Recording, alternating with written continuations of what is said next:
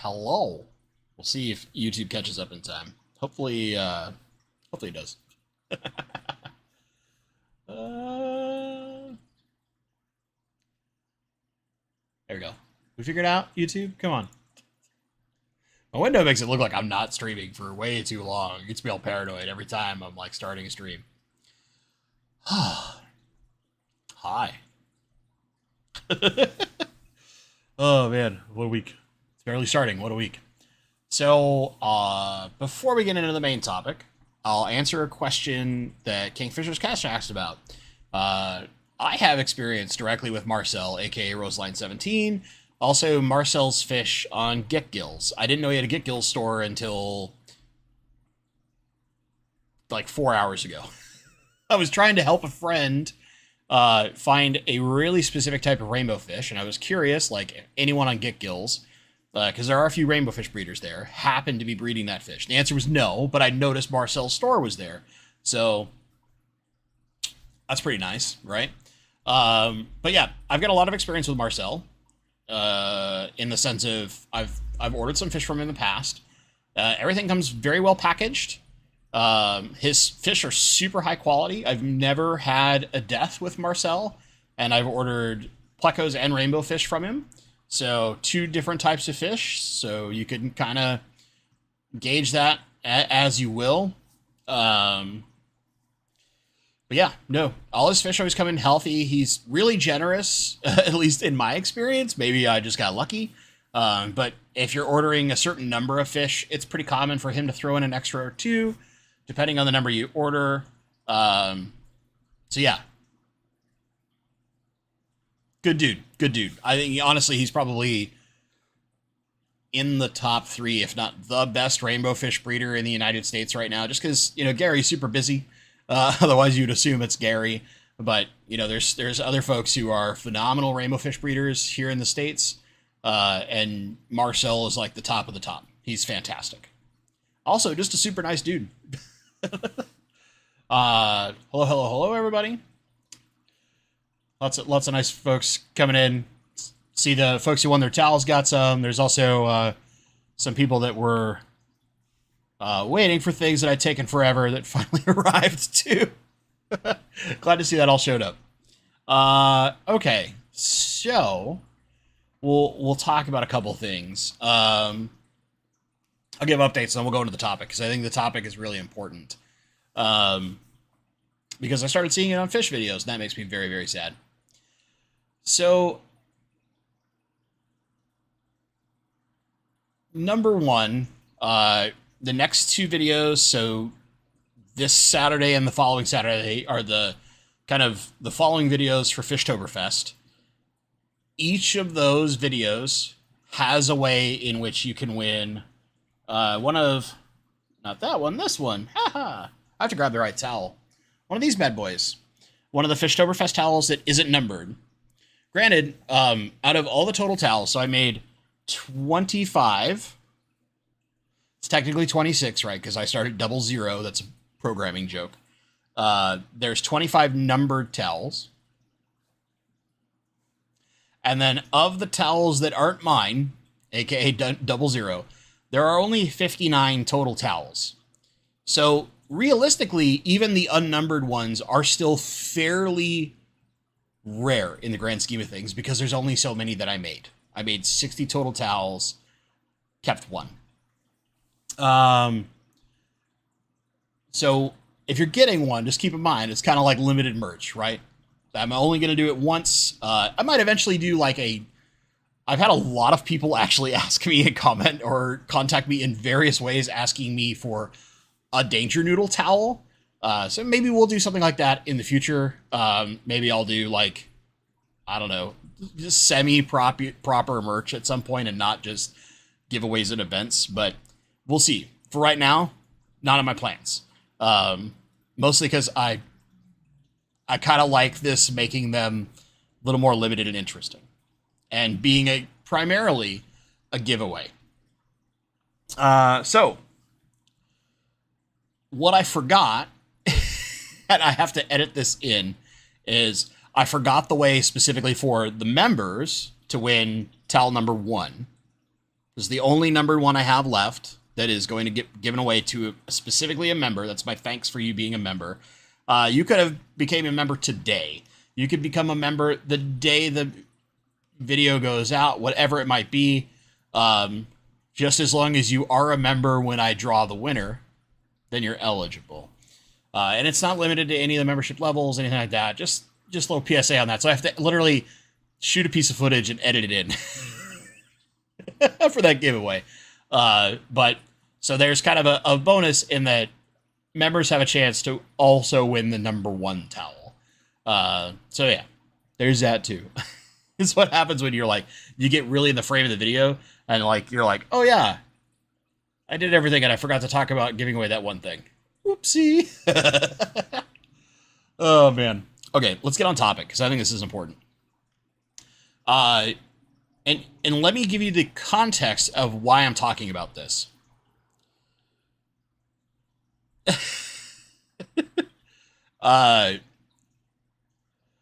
Recently, Fluval hit 100,000 subscribers on their channel, Fluval Aquatics, right? And I went and I left a comment because I just wanted to give them a congrats, and they're giving away like one of their Shaker 44 setups with a filter, a light, everything.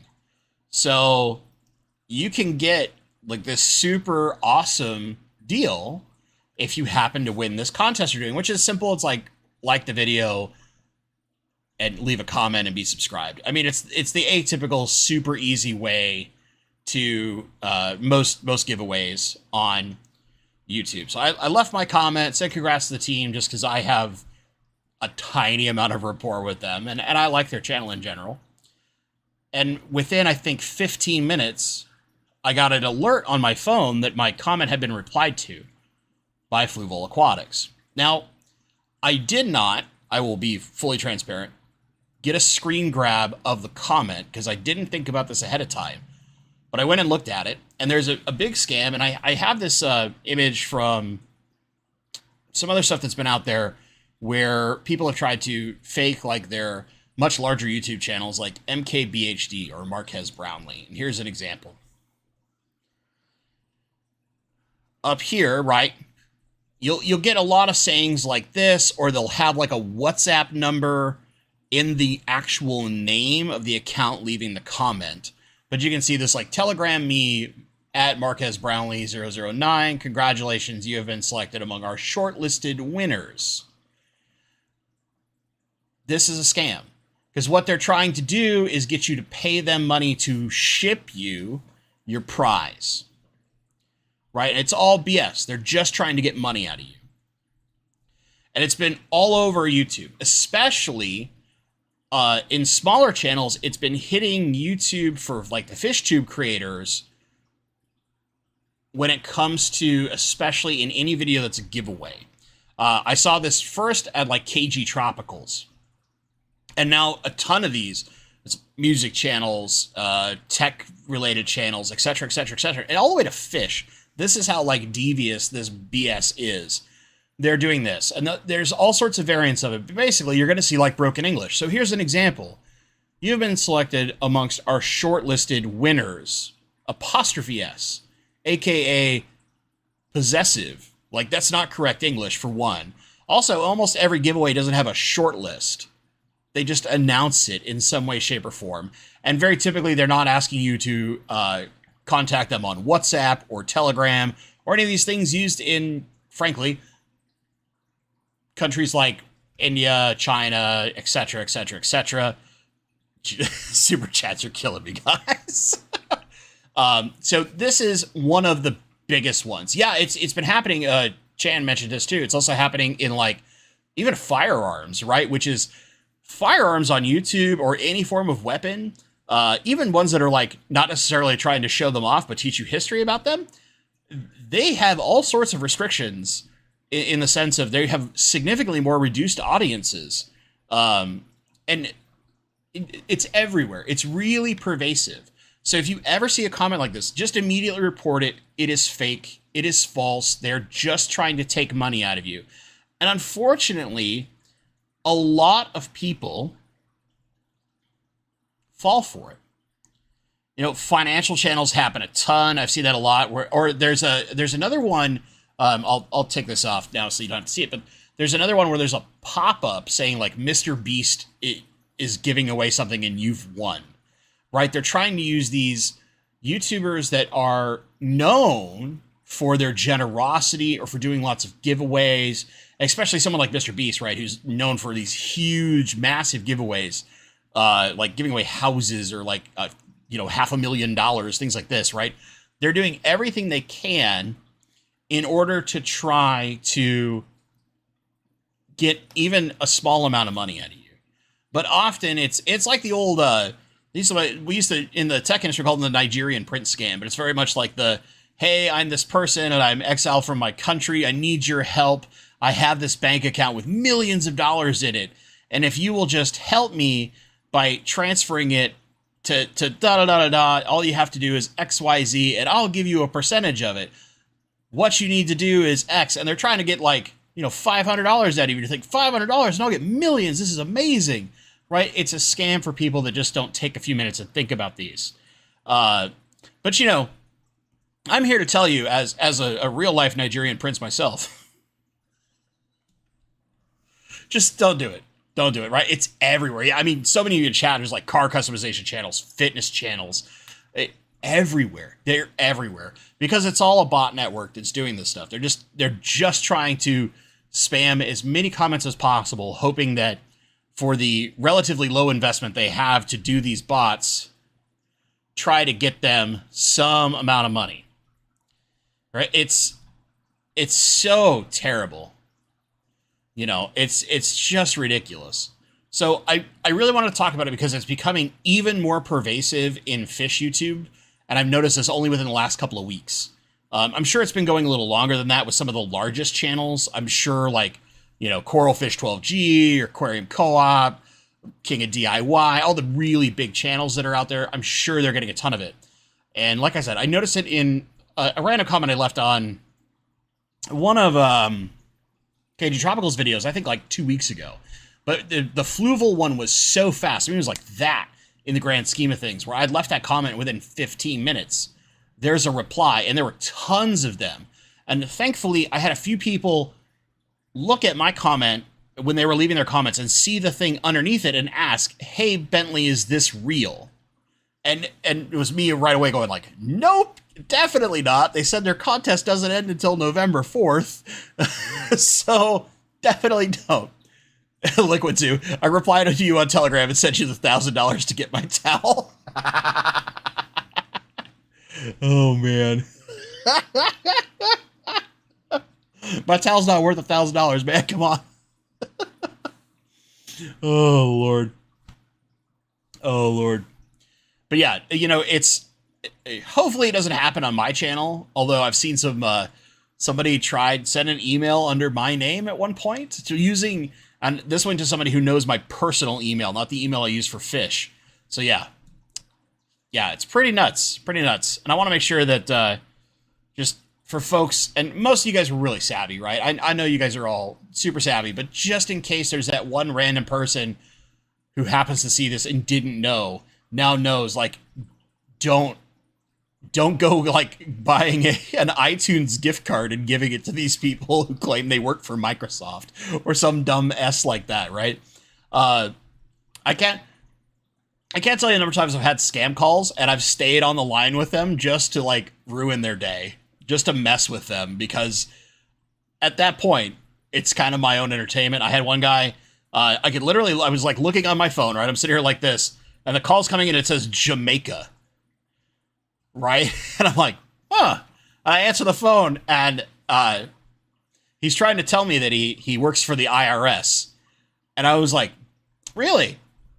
Oh, yeah, we've got officials on the way to you. We've got police coming to arrest you for blah, blah. This guy was unaware the IRS had an office in Jamaica. Click. I love getting those calls because, like, I know all this BS, but, there's so many people get taken advantage of, and I don't want it to happen to anybody in the fish fam. So that's it. That's my little thing. I want to make sure that folks know about that. There's a lot of stuff going on YouTube. It's getting worse and worse. YouTube has to figure out a way to fix this. And there should be obvious ways. And one of the things, Jeez. Oh man, Kelly, I just read your message and like broke my train of thought. So Kelly said, "You laugh. My dad sent $3,000 in iTunes gift cards to a scammer because they told him his computer got hacked and they needed to fix it." That's so terrible. See, this is exactly why we need to do these things, right? Is we need to make sure that everyone possible is aware, so that someone the worst thing is it typically targets the elderly who are less technologically savvy, right? Danikin Aquatics. Anytime I get to pretend I'm an Amway distributor. Oh, Lord. So there's some other people I know, some of the tech folks out there like Kit Boga that go out and mess with the scammers. Yeah, I'm a big fan of a lot of those channels, actually. I like watching them from time to time. So anyway, to get back to where I was, which now I think I'm so lost I might not remember it. Jeez. Just don't get scammed. That's all. You know, and make sure you tell your family, like let them know of the different ways. If you're familiar with this stuff, an example would be like my mom is relatively savvy about these things, but every once in a while I'll get a message from her and it'll be like, "Hey, I got this call," and I'm like, "Nope, it's BS." You know, because there's a lot of that stuff out there, and it's very sad, very sad. I had a train of thought. Kelly killed it. Thanks, Kelly. I mean, I'm sorry, but thanks. Yeah, I mean, that's the thing. People get scared. People get scared or whatever it may be, and they just want to have things go right and be fixed. All right, so back to we'll do like normal Q&A. That's kind of my thing for tonight. To just make sure folks don't get scammed. You know, John and Lisa are trying to take all your money for real in those comments. That's what they're after. That's why they want you to contact them on WhatsApp. Oh, man. We'll do a couple of things. So, Liquid Zoo, new member, welcome. Leo, I need the number one towel. Well, you just got to win. That's all it comes down to, right? I'm not going to sell it, nothing like that. That's legitimate giveaway. Plant topic, what do you think of the Tropica fertilizer? Okay, good question. Tropica is interesting because it kind of plays halfway between Brightwell's products and like something like Easy Green, because there's the specialized.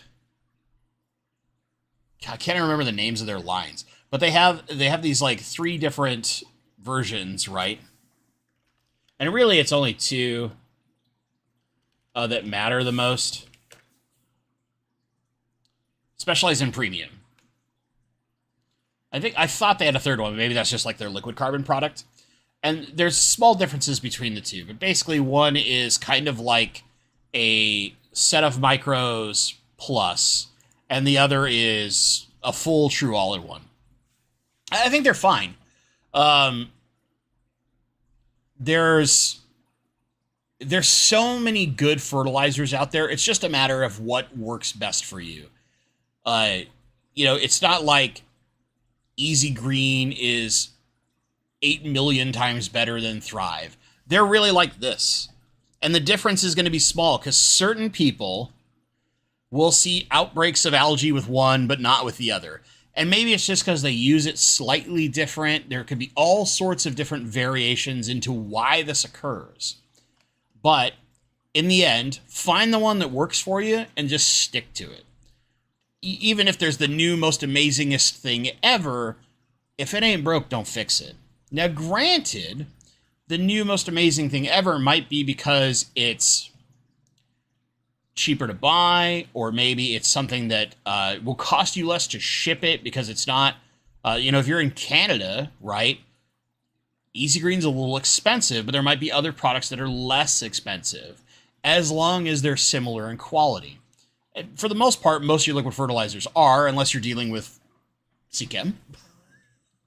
And I don't care how many people yes, just because you don't know how to use CChem correctly. My point still stands.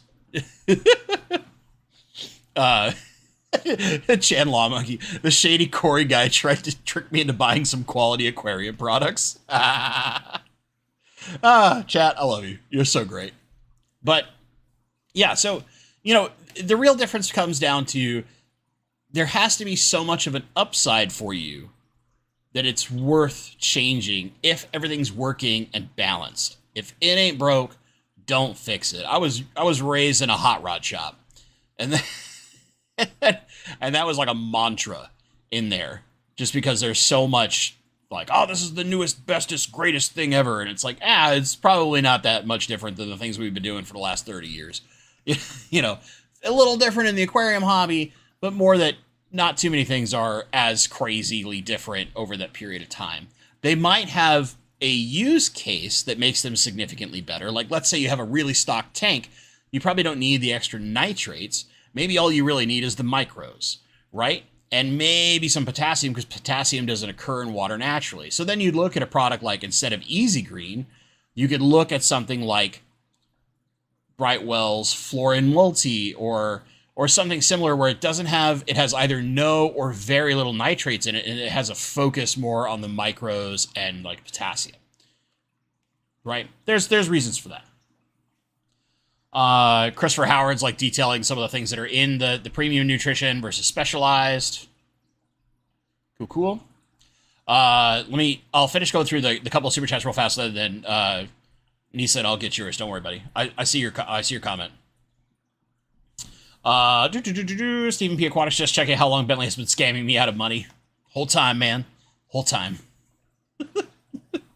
Which, if you didn't see it, Stephen P.'s rap for Fishtoberfest is up and live. I put a link to it on my community tab. I think it's fantastic. He mentions me, so of course I think it's great. No.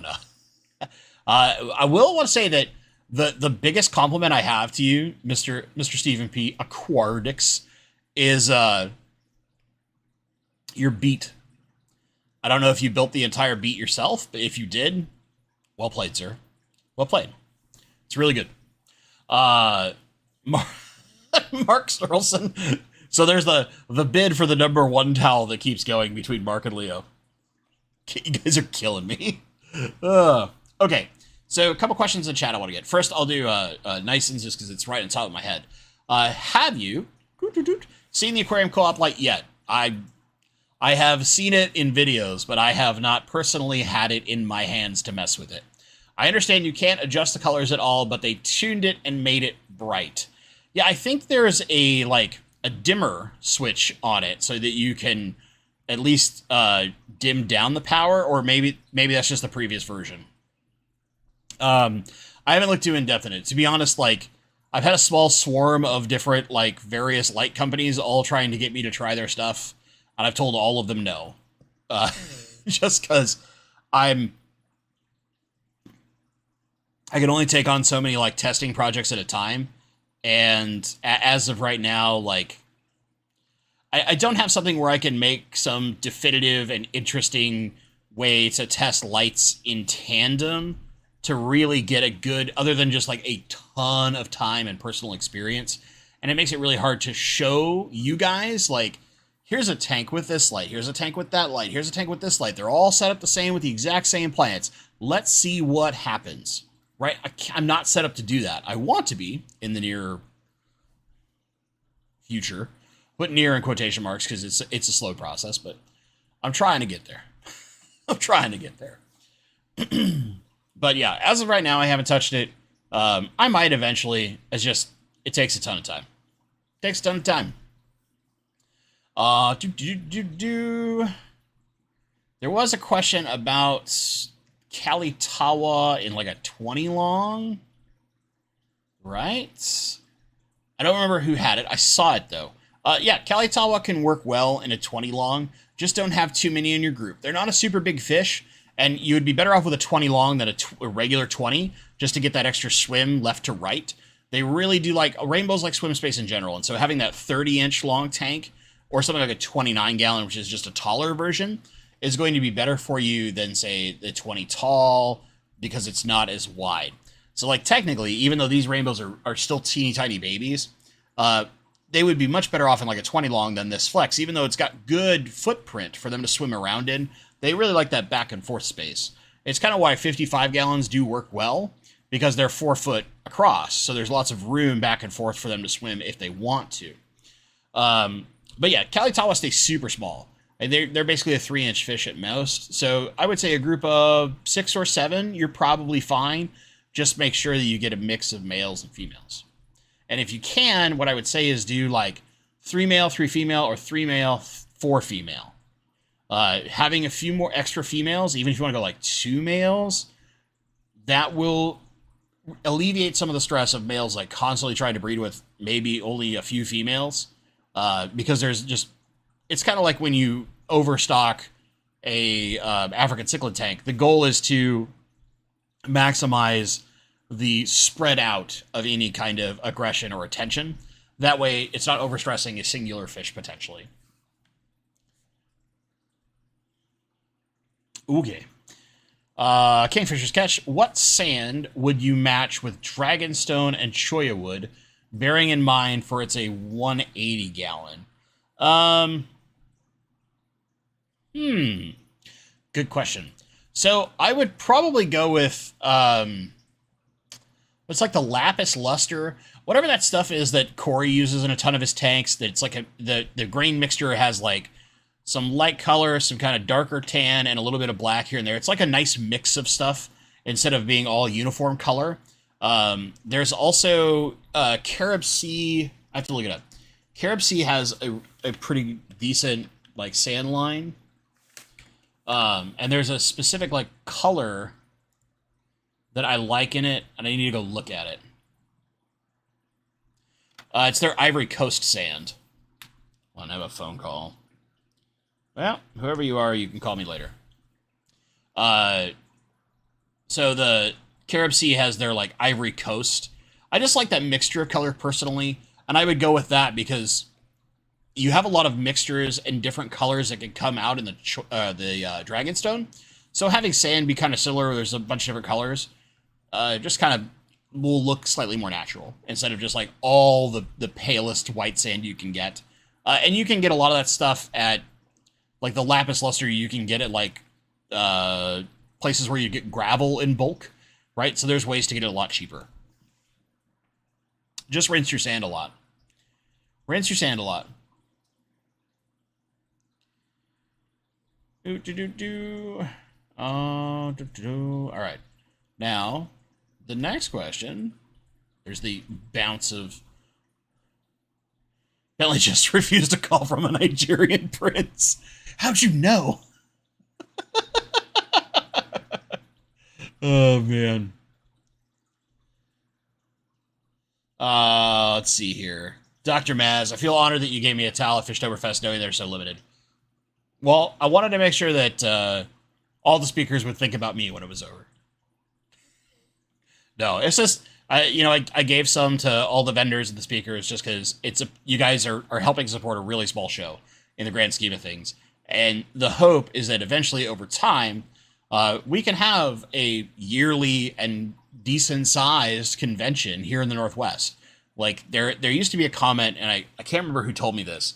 I think it was somebody in my club. It was like, the West Coast is where conventions go to die because it's for a majority of the fish keepers that like to travel, they tend to be in the Midwest and East Coast. So they're more likely to travel over there. And the travel west, because it's such a big travel, is hard. So a lot of conventions really struggle on the West Coast. So if we can keep one here, even if it stays a small show, which honestly I prefer it that way, let's be honest, but instead of something like Aquashella where it's just enormous and there's like 5,000 people, that's a little crazy for me. But yeah, I appreciate it. Thanks, Dr. Maz. Oh, let's see here. Trying to look. There was a question I saw when I was answering a different one. Ah, there it is. Leo209. What's your opinion on the Manakapuru redback angelfish? So I like the red back more than I like the full red. They take a very long time to color up, but they're a really pretty fish. They're kind of only really starting to get into the hobby in the grand scheme of things. As far as the US is concerned, it's only recently they've been a little more available, but yeah.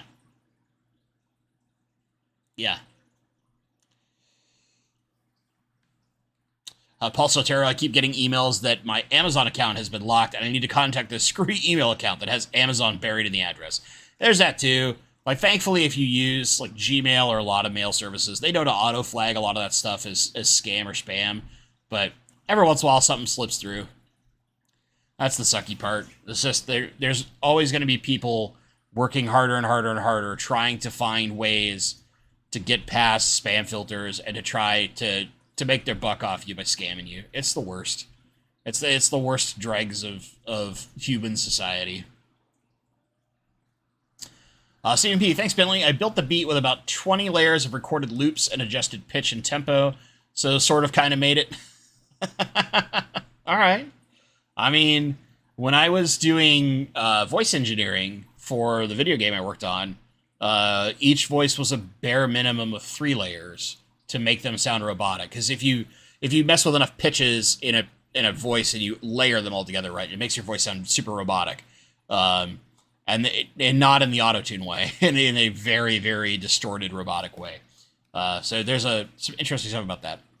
First Class Fish Co-op has a light out. I don't know if it's released yet. Maybe it is. I haven't checked, but yeah. And a previous version. Previous version was some of their prototypes. So like I knew details of a lot of their prototypes, and I actually have like an old prototype that's never going to be released downstairs. Just that kind of got to see after they already knew they were going to kill it.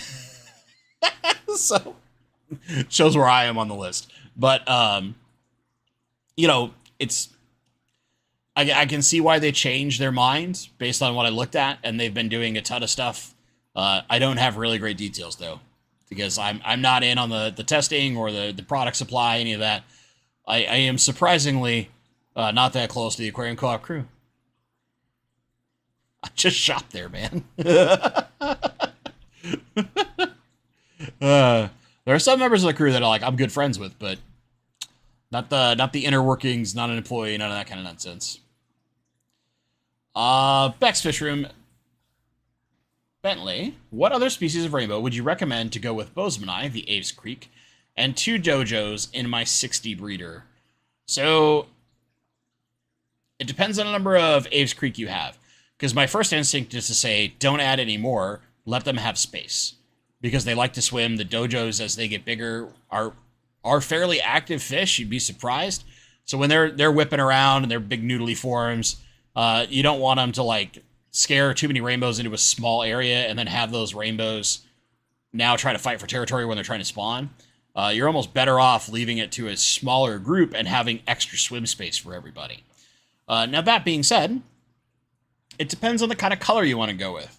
So I would, in general, suggest get yourself a Chalatherina species, not another Melanitania. So the like Alani Wapoga or Alani Sirawu are probably your best bets. The Alani Wapoga is a little more commonly available than the Sirawu, but they just have really cool, unique patterns. It's very obvious to tell the difference between Chalatherinas. I wouldn't go Blaharii because Blaharii get pretty big, and they probably get too big for a 60 breeder. You could also look at, there's a bunch that aren't like described yet. So there's like Calibiru, almost any of the fasciatas, although one of the fasciatas gets really big. So maybe not. But yeah, my best bet was they'd be probably the Alani Wapogas or like a Radnocentris. Rads are going to be a lot smaller, mind you, but they're not as small as like a Pseudomagil, so they stand a little bit better chance. If you want to stick with another Melanitania species, then I would go with something that's really obviously different than the Bozemanai, so that you can tell the males and females apart if you ever want to breed them. And then at that point, I would look at like the Kamaka rainbow. It's a lot different color. Its study's relatively small, kind of like the Aves Creek. So you could have a small group of them and a small group of Aves Creek, and they'd all still have some decent swim space. They just might get scared of the dojos as the dojos get big. Just my 2 cents there.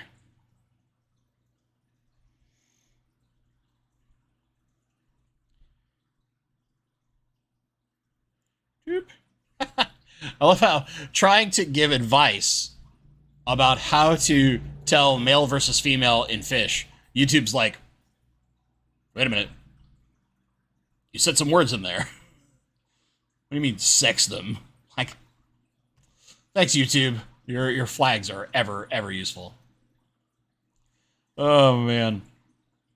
There's one other question I saw, and I need to make sure I get to it. Bob Purcell, there it is. Any plans for a swarm of Amazon puffers in your future? Dan just put out a video. Yeah. I watched part of it. I need to watch the rest just because I'm interested to see him. For me, if I'm going to do any puffers, it'll probably be the Congo spotted puffer because my lady thinks they're adorable. And when AGA 2019 happened and Preston John was in town, he came to my house for a little bit and he showed all these videos of him petting his puffers. And basically, yeah, that sealed my fate. She likes them a lot, but I'd probably only do like a small group and a 40 breeder. Realistically, I'm not huge on puffers. I love the Mabu puffer just because they're giant puppies, basically. And the Congo spotted puffers are really cool. Of course, something like a Cross River puffer would be incredible, but I don't know that I want to spend like $1,500 a fish and then hope that it survives. So there's that. But yeah, it'd probably be the Shoten Nenai or Scootin' Fruity, as my friend Corvus Oskin likes to say, just because they're common enough that you can get them reliably. I can just call some friends and get them reasonably well. I think I got vaguely threatened that whenever I do have a fish room, I'm just going to get some sent to me by Preston John at one point. So, we'll see. But I think that's where I might go. Also, like, you're less likely to have tooth growing issues with some of those puffers than the Amazon puffers. Their teeth grow really aggressively in the grand scheme of things, or at least that's what I've heard from people who've kept them. And man, I don't want to ever have to like hand trim my fish's teeth. That sounds like a bad day for me. Let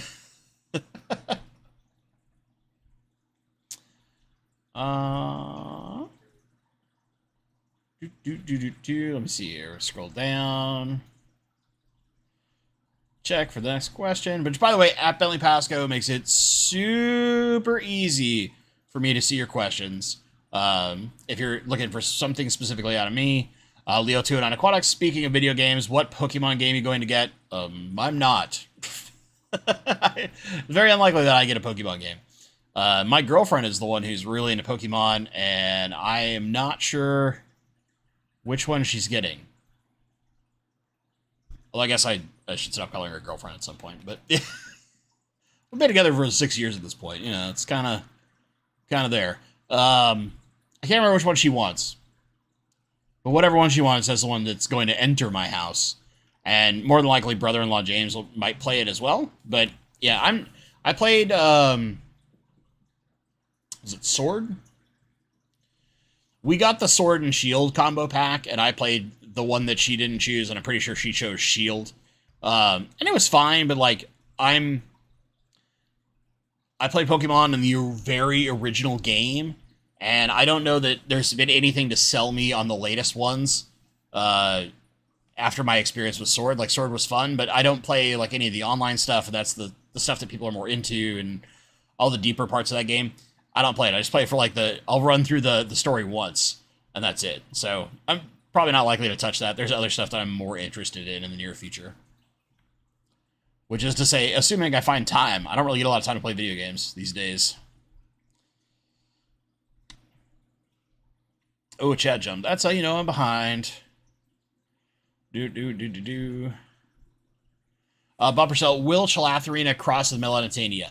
Yes, they can. But it's less likely to happen. Typically, as long as you have males and females, they'll stick with each other as far as when they try to spawn. The problem, usually what happens is one will spawn and somebody else will spawn at the same time, and the milts from the male will cross-contaminate eggs that might have not been fertilized right away if they're all doing it kind of within a very short window of time. But if you get to a point of where like the only female in the tank is a Melanitania and you have Chilatherina males, they're going to try and spawn with the Melanitania female. But as long as you have females of both, typically they keep to themselves. But yeah. That's my thoughts there.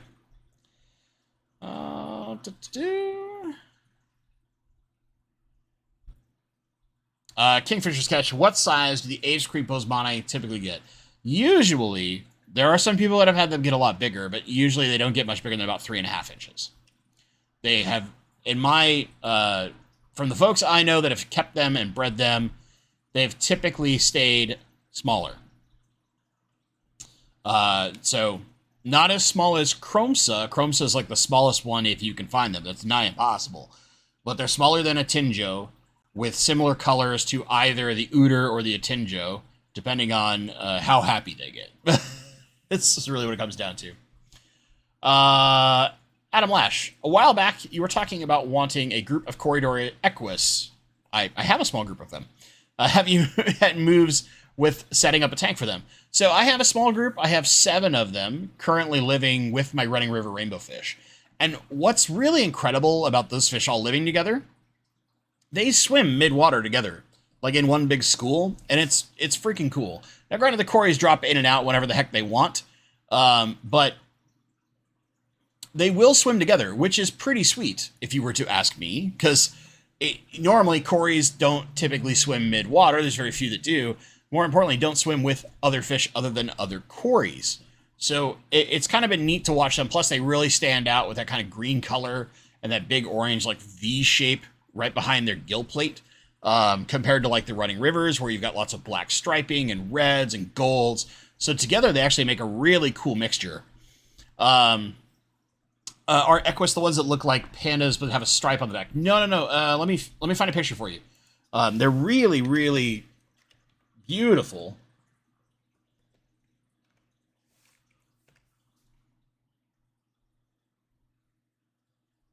Man, some of these pictures are terrible. Mine have a way more distinct pattern than some of these. I'm looking at all these pictures of Corridor Equus, and they have kind of like lame. I'll use the one from Dan's fish, because I love Dan. You hear that, Johnny? Did you hear that? I'm using your guys' picture. This is probably like the best picture anyway of the ones that I have seen. Oh, geez. Why are you trying to save that picture there? That's like nigh impossible to use. Bonk. Okay, one sec. This is what happens when we try to do stuff on the fly. There it is. Get a little bit of size to this thing. There we go. This guy. That's a Corridorus Equus. Mine have a much more distinct shape. So you'll notice over here, right, where it's kind of got that big orange stripe behind it. Mine have a very distinct, like, V. Less of a kind of a rounded bar. Mine are like very distinct, like almost sharp angle, like a chevron, just on its side. But that green color with that like orangish, peachish striping to them stands out really strong. Very beautiful fish, very distinct. And then again, they've got that green up in the face itself. So it's really easy like to spot that fish like a mile away compared to some of the other Cories where there's a lot of like the spotted ones that look very similar. It's really tough to tell the differences for like your average dum-dum on the internet like me. Where me, I can tell this fish right away. It's very distinct. And it's a very pretty fish. And they're not super huge, but they're also not super tiny, so they've got some chunk to them, right? They're a good Corridora. I like them a lot. They're really cool fish. And I hope they breed. I've heard they're hard to breed. Mine are gravid, just not sure how to trigger effectively. Thoughts? Cold water changes. You want to simulate rainfall. So do like big 50% water changes and make sure that the temperature drops. So if you're, let's say you're keeping your tank at 78 degrees and you're going to do a 50% water change, have the water coming in be like 70 degrees. So that it's more like it cools the water down a little bit, but not too much. Kind of similar to plecos. You're basically simulating rainfall. That's usually one of the best ways to do so. I am sure There are far better people to tell you this kind of stuff on how to breed these fish. That's just general corridor advice. There's lots of stuff out there, probably better than me.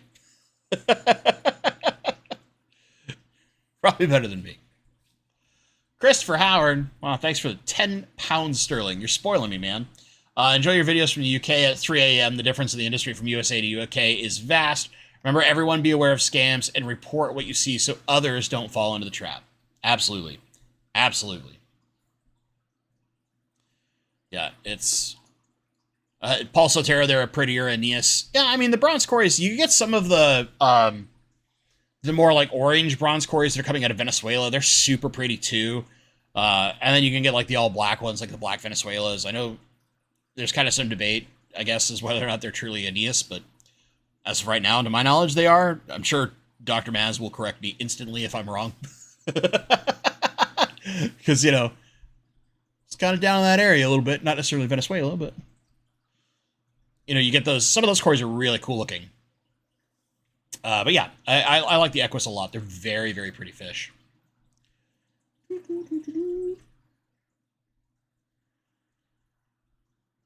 Yeah, the only difference really between them, because there's a comment, they look a lot like Orange Venezuela. The Orange Venezuelas have a lot more orange to their body, where this is a really distinct, like, band right behind the gill plate on the head, and then the rest of the body is green. So they're significantly different, and they don't have, like, any brown tones or black. And that's what kind of sets them apart. They're like a cooler version of the Brocus, the Emerald Brocus, and much smaller. Or a very different version of the bronze cory, the Aeneas. Yeah. As Bentley said, cold water change and Barry White songs for the cories. Gotta get that Barry White. Maybe some Barry Manilow. Maybe you're gonna switch it up and not go to the Barry White. I don't know. Rod Stewart. Pick and choose. Maybe you're an old school jazz person. You just need some like some good old school jazz singing in there. I don't know. Whatever floats their boat, man. Cories do what cories do. Sam Farkas. Can you give me any advice on keeping red tiger lotuses happy in mid-low-tech tanks? I know you don't enjoy the tech connotation of my 20-gallon low is medium, heavily planted with a Higer. Yeah, so in general, red tiger lotus really likes that medium to almost high light. It does really appreciate some extra iron dosing, especially if you want that good scarlet color. Whenever I had success, I was dosing iron in addition to... I was using Easy Green and have been for a long time, but whatever my liquid all-in-one fert was. So I would dose typically 2 to 3 times a week. I just spread out my ferts and not necessarily like trying to really dose excessively, but more I spread them out. And then I would dose iron once a week. So typically after I water changed, I put a little extra iron back into the system. And then from there, really, it's just making sure they've got good room to spread their roots. And if you can, give them root tabs, because they are a pretty heavy root feeder. They will go off the water column a bit, but if you have a lot of nutrition available at the roots, or just like super good my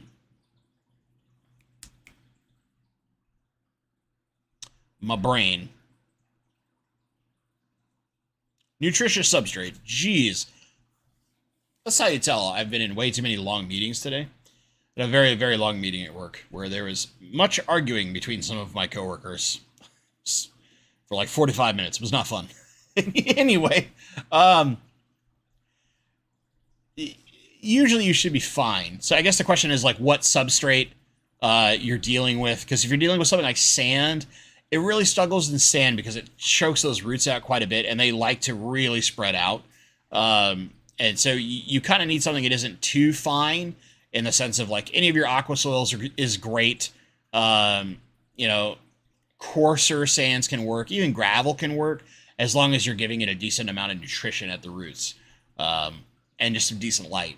Other than that, they're pretty simple. I've kept mine low tech for a long period of time and did just fine. Hopefully that helps a little bit. If not, like shoot me an email, Sam, which is bentley.pasco@gmail.com. I'll put it in chat just to be certain. And we can talk a little bit more about details, and I can try and help you out. There you go. Stooge Mooch. Just getting in and watched the first 30 minutes. I had the same reply to the flu ball entry Thanks for bringing it up. I also have someone chatting me at the same name and avatar today. Yeah, there's just so many people. Well, I mean, really, it's so many bots trying everything they possibly can to spoof themselves. And I'm remembering the one thing I forgot to finish when Kelly let me know the unfortunate news. Thankfully, YouTube is taking some level of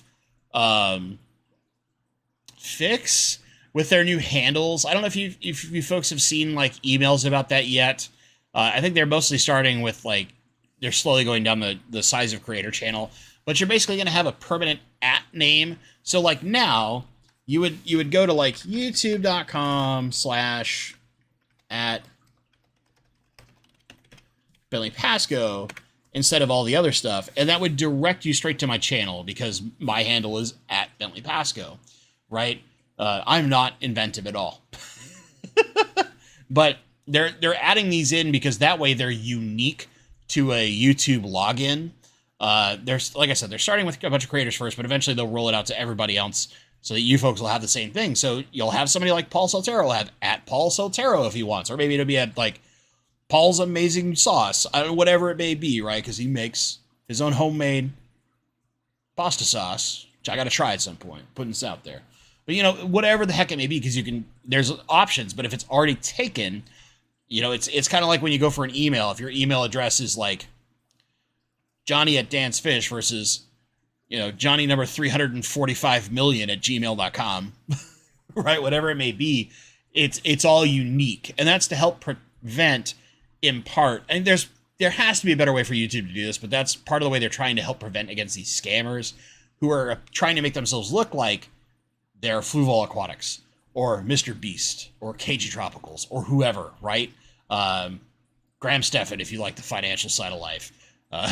Maybe they're Fit Lab in here if you're the fitness side of life. Whatever it may be, they're trying to impersonate these other channels in order to scam you. And YouTube is finally taking some measures in some way, shape, or form to help minimize that. Although I think it's probably the smallest and worst step they could be taking. But we'll see. We'll see how it handles out.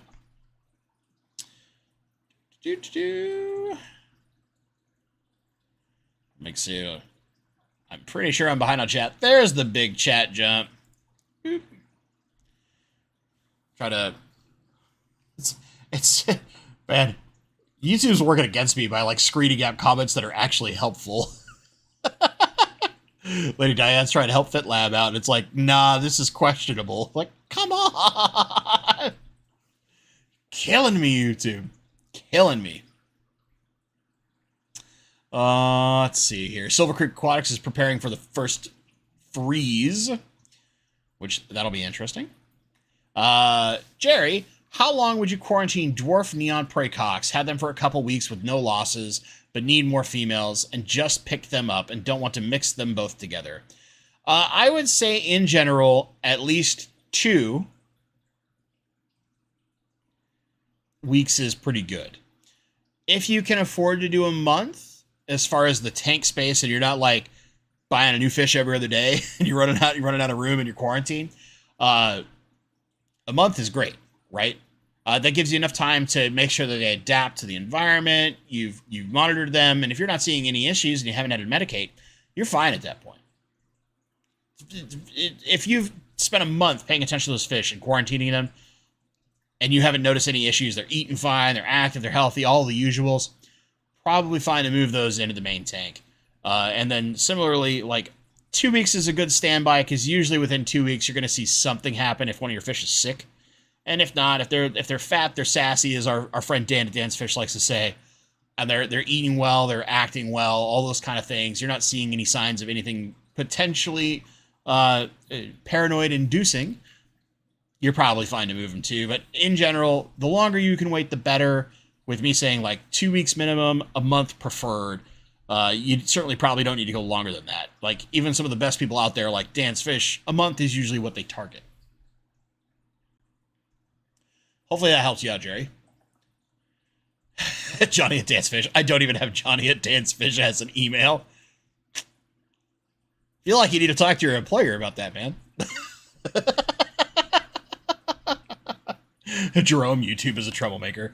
Man, YouTube sure likes to make your day worse sometimes. It's just like, oh, were you having a good day? Check out this video. It'll make you depressed. The algorithm, man, it's out there. It's doing stuff. Victor B, I got at least one snail, I think. He came into my plants. He is too small to identify anyone on my guessing game as to what he might be. I'm gonna go with pond snail. Just gonna bet the most obvious answer. Pond snail. Chan, Petco ripped me off when they sold me a clown pleco because once I put it in the tank, I never saw it again. I mean, it's not coming out of a teeny tiny car with a big red nose and this goofy polka dotted uniform on it. Leo29, can you keep any rainbows in a Flex 15? Yes. I am right now. Long term, that's a different question. Or yeah, bladder snail, pond snail. Same diff in my brain, but yeah, Dr. Maz is using the better name, the bladder snail. So Kalitawa will stay small enough. All the rads will stay small enough. The fish that's recently been renamed to Williams Creek, which is previously known as like the Malanda Gold. I had Wallace Roads, so, you know, take it for what you will, but they stay small enough, similar to the Kalitawa. The Myrisai stays fairly small as well, like the Kalitawa. So any of those fish that really stay like 2.5 to 3 inches, you're okay for a small group. But you can't go keeping like 10 in there forever, right? Like, I have Upper Tor Rivers in mine right now, and they're not going to be in there for a super long period of time, but right now they're all like 1.5 to 2 inches. They're babies. But they're not very big. And they certainly don't have like that chunky body size to them at all. So they're okay in that tank temporarily while I adjust some things around and make room in a larger tank for them. But it's not like they can grow in this forever, right? Yeah, like a group of 5 is fine. It depends on the fish you're getting. So like Radnocentris, you could probably get a group of 9, 10, because they stay very much smaller and they're very thin. They don't get very big. Where like Kalitawa, the Myrisai, the Williams Creek, Wallace Road, the Malanda Gold, those all get a little bit more chunk in their body compared to something like a Radnocentris. So you're probably not going to go much above like, say, 6 fish. 5, 6 is pretty good.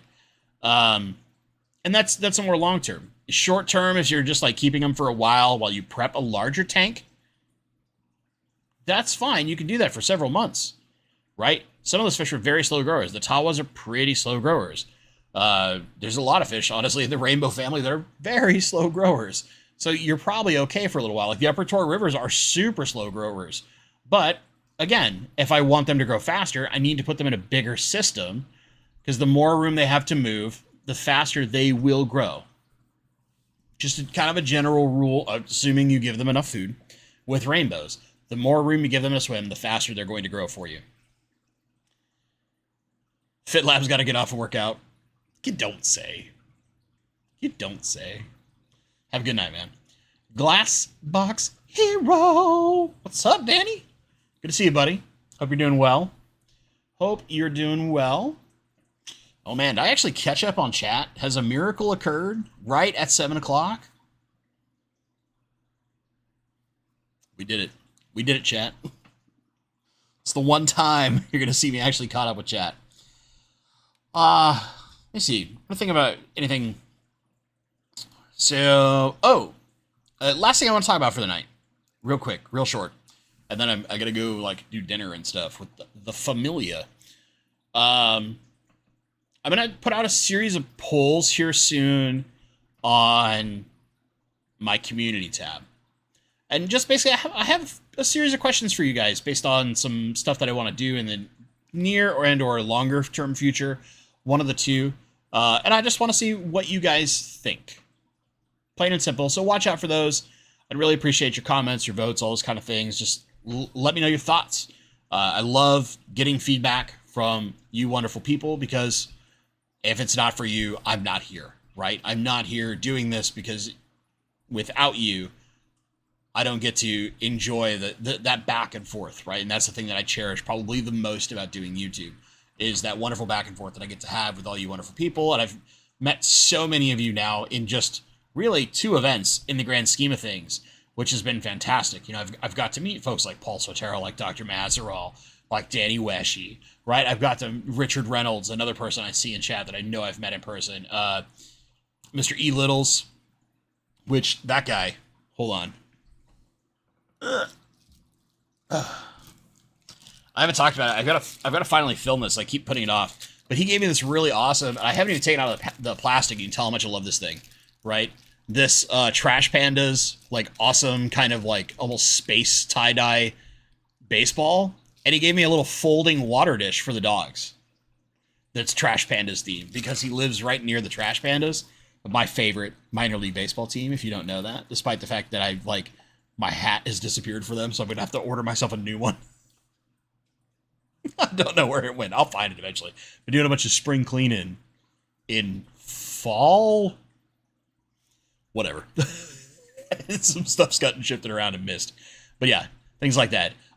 Do the Gary Lang Stout small? Not really. They get usually about 4 inches, which I would say is too big for a flex.